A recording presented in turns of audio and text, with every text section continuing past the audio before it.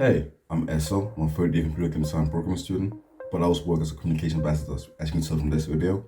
I also work in a pub programming student union, so managing all the time in my way to both work, study, and socialize can be quite challenging. For a matter of fact, this time management was such an issue that my course, and I think many other courses, have changed how they manage deadlines. Before, for my course at least, there used to be for each module an assignment due at either the end of each semester or the end of the second semester. Now, every course has a performance of handed at the end of week 6. The reason for this, which has been conveyed to me by a few different lecturers, was that to help students feel less overwhelmed by giving them smaller tasks to aim for, particularly first year students who may never have experienced this type of learning before in their life. And this also helps them give them a little bit of guided feedback, seeing as forms of handouts can be resubmitted, and that way no one should fall behind, hopefully.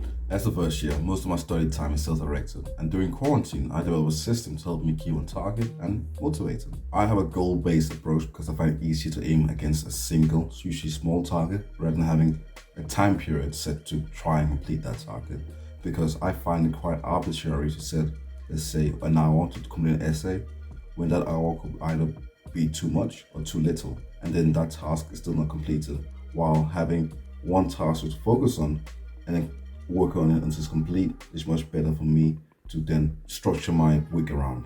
I only plan 1 week ahead of time, and I usually do that either the Sunday evening or the Monday morning. And when I pick my tasks to complete that week, I look at 4 different things basically. Firstly, I look at my lectures that week, then look at my workshops that week, then look at any activities and events that are planned or scheduled for that week. And then for each module, I do know what I'm working on, so I know what task I need to get completed, and then I pick the tasks for each module that I want to get done that week and add them to my schedule as well. The way I plan or organize my tasks for that week is using a program called Trello. It's a project management tool that I use for most of my projects anyway, and since I'm so used to using it, I felt it was just easier to use that for my weekly organization as well. For you, use anything that you've come up with. That can be pen or paper or software, doesn't really matter. Then, using Trello, I create tags for each task, and this is to both categorize them and prioritize them. I have a prioritization system going from critical, medium, and low priority. Critical tasks are things that can't be moved and usually need to be done that day, like lectures, work shifts, and deadlines.